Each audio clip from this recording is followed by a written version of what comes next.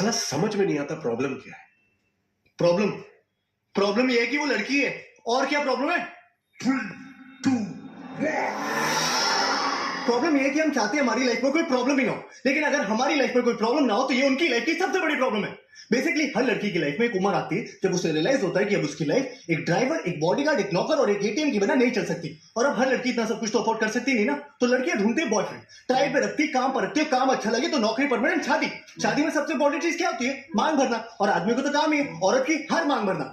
अबे नौकरी जाने का पेपर वर्क भी खत्म नहीं होता, लड़की गायब। ऑफिस वाले इतनी जल्दी आई कार्ड नहीं मांगते जितनी जल्दी ये तलाक मांगती है। बेसिकली अगर एक बार भी लड़की को पर्स में हाथ डालना पड़ गया यानी गायब। पर्स में तो उनके मिस्टर इंडिया वाली घड़ी रखी होती है, साला हाथ डालो गायब। अगर सच में बिल भरना है ना तो बिल भरो। बिल भरना चाहने का नाटक मत करो, बिल के अमाउंट के हिसाब से बिल मत भरो, हर बार बिल भरो। और सुन, लड़कियां ना माँ बाप के सामने गिव अप मारने का सिर्फ नाटक करती हैं। ऐसा कभी नहीं होगा कि तुम 2 लाख कमा रहे हो और वो माँ बाप के प्रेशर में 50,000 वाले से शादी कर ले।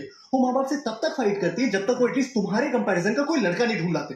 फिर साला जब ब्रेकअप करेंगी तो ये नहीं कि बस चली जाए लाइफ से, साला 10 दिन तक ये डिस्कशन करेंगे कि क्यों कर रही है। अचानक से उन्हें इस बात की टेंशन हो जाएगी कि तुमने खाना खाया कि नहीं। अब इतनी कंसर्न है तो छोड़ी क्यों रही हो? बेसिकली उन्हें चाहिए कि तुम उनसे पूछो तुमने खाना खाया, फिर वो कहे नहीं, फिर तुम कहो प्लीज खा लो, फिर वो रोए और ये बात स्टैब्लिश हो जाए कि ब्रेकअप जो उनके सियापे की वजह से हो रहा है उसमें सबसे बड़ी विक्टिम भी वही है।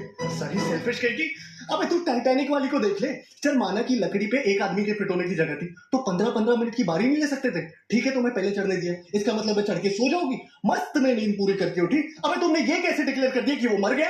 तुम डॉक्टर हो, तुमने उसकी नब्ज चेक की, तो बेहोश भी तो हो सकता था। नहीं गुड मॉर्निंग बेबी नहीं बोला मतलब मर गया, नीचे फेंक के चली गई। सोने से पहले बात करनी, उठने के बाद बात करनी। भाई दिन पूरा नहीं पड़ता क्या कि आदमी सोने से पहले 2 मिनट चैन से लेट नहीं सकता क्या? और क्या है ये टॉक मी टू स्लीप? और चलो इन्हें सुलाने के लिए मैं वो भी करने को राजी हो जाऊं, लेकिन सोते सोते रात रात में ऐसी कौन सी भयानक घटना घट जाती है कि उठने के साथ ही इन्हें फिर से बात करनी है। फिर 1 घंटा हो गया तुम्हारा फोन नहीं आया। अबे आधा घंटा तो मुझे खुद को जगाने में लग जाता है। फिर आदमी हकता है, ब्रश करता है, नहाता है, शुरू हुए दिन के बारे में सोचता है। हर आदमी का सोचना, लेकिन ना इन्हें तुमसे तब भी बात करनी है। भाई शादीशुदा आदमी हमेशा ऑफिस के लिए लेट क्यों हो रहे होते हैं? क्योंकि जो टाइम पे उठते हैं वो बात करने में लेट हो जाते हैं, और जो समझदार है वो उठते ही लेट है कि साला उठो तैयार हो और भागो, बस बात ना करनी पड़े। और ये सब बर्दाश्त करने के बाद और इनका सबसे बड़ा सियापा ये है कि इन्हें सेक्स के बाद भी बात करनी है।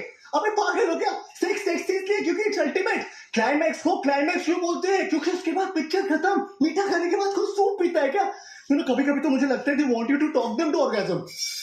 लड़कियों की ना आदमियों से सिर्फ 2 नीड्स होती है, आई लव यू और सॉरी। साला आई लव यू बोलो तो बोलेंगे why do you love me. इन्हें हर 2 महीने में जानना है why do you love me. या I love you but give me 5 reasons why you love मी।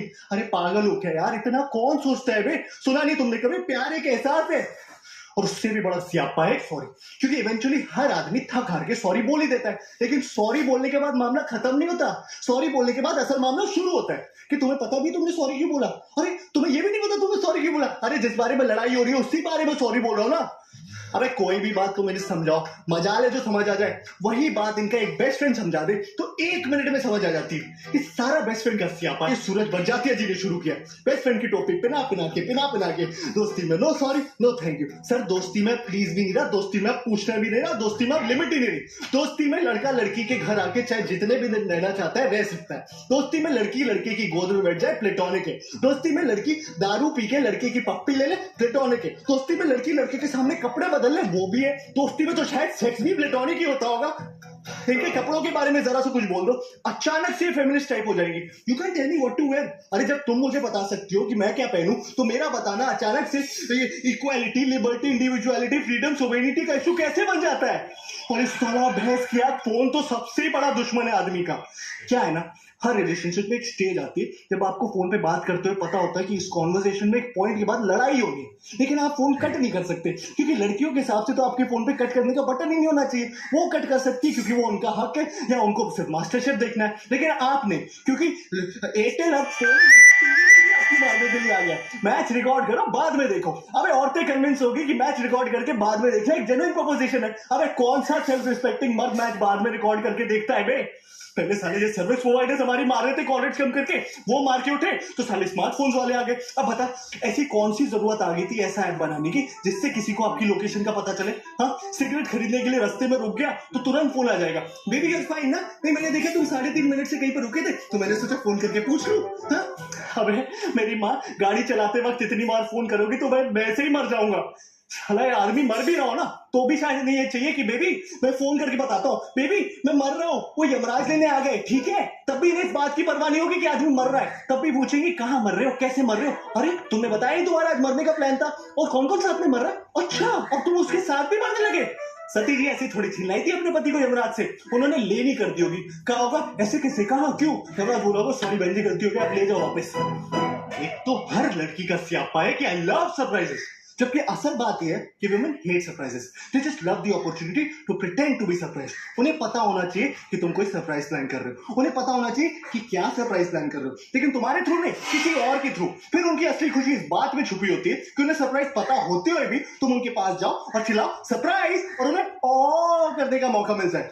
लड़कियों के हर सवाल में एक दूसरा सवाल छुपा होता है, लेयर्स होते हैं। तुम्हें लग रहा होगा वो तुमसे पूछ रही छोले कैसे बने, अगर तुम्हें अच्छे लगे तो ठीक है, गलती से भी उस छोले में कुछ कमी निकाल लो तो वो रेसिपी उसकी माँ ने दी होगी, और अगर तुम्हें उसकी माँ की दी हुई रेसिपी के बने हुए छोले नहीं पसंद मतलब तुम उसकी फैमिली को हेट करते हो।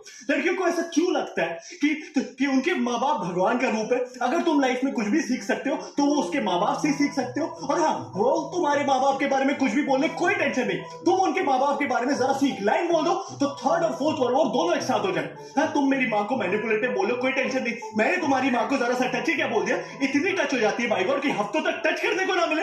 इस सब के बावजूद हम लड़कियों के साथ हैं, और जो नहीं है वो डेस्परेटली लड़कियां ढूंढ रहे हैं। क्यों क्यों क्यों? क्योंकि रिश्वत देती है वो। Bribe is an institution started by women, क्योंकि इनके पास जो देने को रिश्वत है वो कभी खत्म नहीं होने वाली, और हम साले रिश्वत खोर अपनी मराए जा रहे हैं। इससे तो अच्छा साले अपने हाथ से शादी कर लो।